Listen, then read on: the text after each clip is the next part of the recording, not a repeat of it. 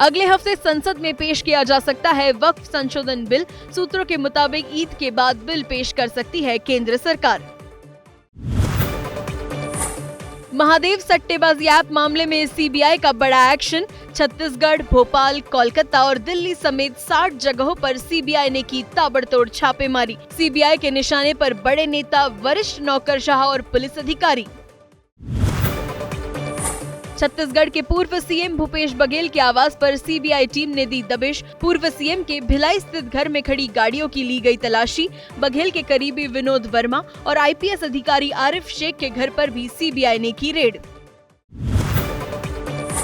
आगरा में सड़कों पर उतरे करणी सेना के कार्यकर्ता। समाजवादी पार्टी के राज्यसभा सांसद रामजी लाल सुमन के आवास पर किया प्रदर्शन। पुलिस के साथ हुई झड़प। रामजी लाल सुमन ने राणा सांगा को कहा था गद्दार। समाजवादी पार्टी के सांसद रामजी लाल सुमन के घर पर हुए हमले को लेकर अखिलेश यादव का बड़ा बयान। बोले रामजी लाल दलित हैं, इसलिए उनके घर पर हुआ हमला। राणा सांगा पर विवादित बयान देकर घिरे हैं समाजवादी पार्टी के सांसद। समाजवादी पार्टी के सांसद रामजी लाल सुमन के घर के बाहर तोड़फोड़ और पथराव पर बोली डिम्पल यादव। यूपी की कानून व्यवस्था बदहाल, सुरक्षित नहीं हाला। करणी सेना के उपद्रव के लिए सरकार को ठहराया जिम्मेदार। एसपी सांसद रामजी लाल सुमन के बयान का तारिक अनवर ने किया समर्थन। कांग्रेस सांसद ने कहा इस मामले का गवाह है इतिहास। राणा सांगा पर दिया बयान इतिहास पर आधारित। वक्फ संशोधन विधेयक के विरोध में all India Muslim personal law board का देशव्यापी आंदोलन। पटना के गर्दनी बाग में इकट्ठा हुए अलग अलग संगठनों के लोग। वक्फ संशोधन विधेयक के विरोध में चल रहे प्रदर्शन में पहुंचे प्रशांत किशोर। एआईएमपीएलबी के प्रदर्शन का किया समर्थन। एआईएमपीएलबी ने प्रदर्शन में शामिल होने का प्रशांत किशोर को दिया था न्योता।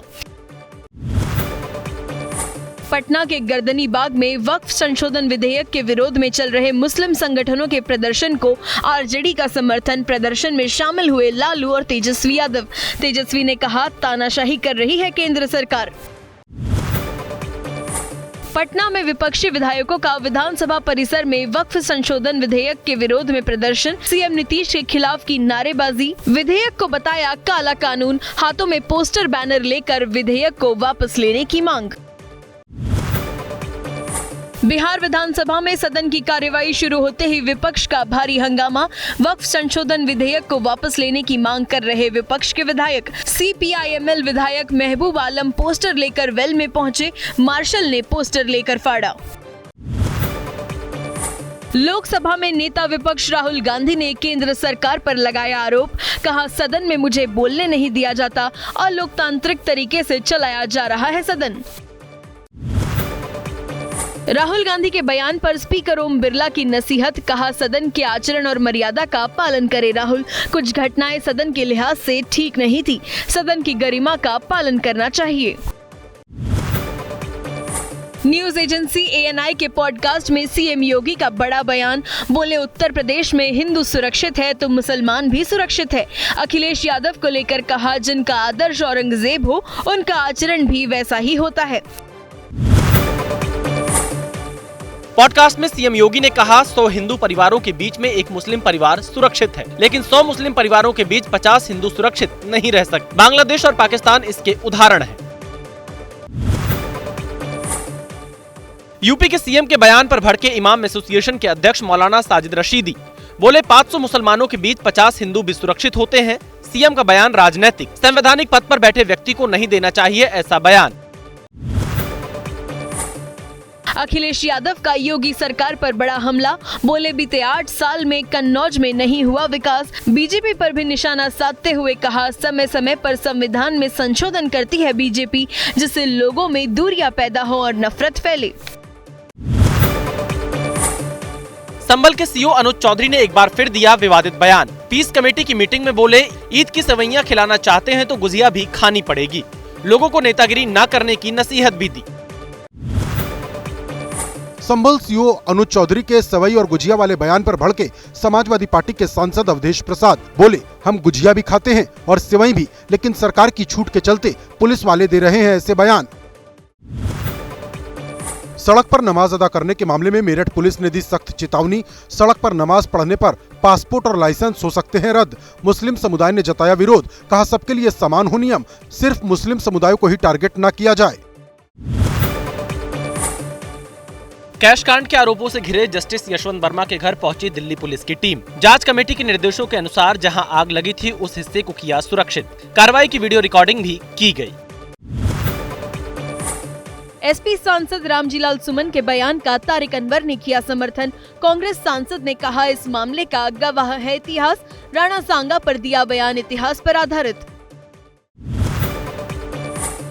पटना के बिहटा स्थित फूड पार्क में नमस्ते इंडिया के डेयरी प्लांट का हुआ शिलान्यास। बिहार सरकार के उद्योग मंत्री नीतीश मिश्रा ने रखी प्लांट की नींव। कहा बिहार में विकास की अपार संभावनाएं। नमस्ते इंडिया के वाइस प्रेसिडेंट विनोद शुक्ला ने बताया करीब 350 करोड़ रुपए की लागत से अत्याधुनिक डेयरी प्लांट किया जा रहा है तैयार। वाराणसी के बमनपुरा में मोरल ग्रुप ऑफ कंपनीज ने अपने हेल्थ केयर प्रोजेक्ट सीरीज के पहले रियल हॉस्पिटल का किया भूमि पूजन। पीएम के संसदीय क्षेत्र में 350 करोड़ की लागत से 100 बेड वाला अत्याधुनिक अस्पताल साल 2028 तक होगा तैयार। 108 अस्पतालों के निर्माण की है योजना। एशिया की सबसे बड़ी झुग्गी बस्ती धारावी के पूर्ण विकास परियोजना को मिली बड़ी कामयाबी। धारावी में पूर्ण विकास के लिए किया गया 63,000 मकानों का सर्वे। 2007-2008 में हुए सर्वे से बहुत ज्यादा है ताजा सर्वे का आंकड़ा। पहले सिर्फ भूतल मकानों को ही मुफ्त आवास के पात्र माना जाता था, लेकिन पूर्ण विकास प्रोजेक्ट में ऊपरी मंजिल को भी शामिल कर लिया गया है। महाराष्ट्र के पुणे में शिवसेना उद्धव गुट ने कुणाल कामरा के समर्थन में लगाए पोस्टर। लिखा महाराष्ट्र में ठाणे, रिक्शा, चश्मा, दाढ़ी, गुवाहाटी और गद्दार कहना क्या बैन है। यूपी के मुरादाबाद में समाजवादी पार्टी के विधायक और पूर्व मंत्री कमाल अख्तर की 2 संपत्तियों को सील किया गया। नगर निगम के मुताबिक हाउस टैक्स में बकाये के चलते की गई कार्रवाई। पटना में शराब पार्टी करवाने पर सील किया गया होटल। बर्थडे पार्टी के दौरान होटल में परोसी जा रही थी शराब। मामले में 6 लोग गिरफ्तार। छापेमारी के दौरान होटल संचालक मौके से फरार। मुंबई के कांदिवली में 4 साल के बच्चे की किडनैपिंग और हत्या मामले में एक आरोपी गिरफ्तार। सीसीटीवी फुटेज की मदद से पुलिस ने की थी पहचान। 22 मार्च को साइकिल से आया था संदिग्ध। फुटपाथ पर सो रहे बच्चे का किया था अपहरण।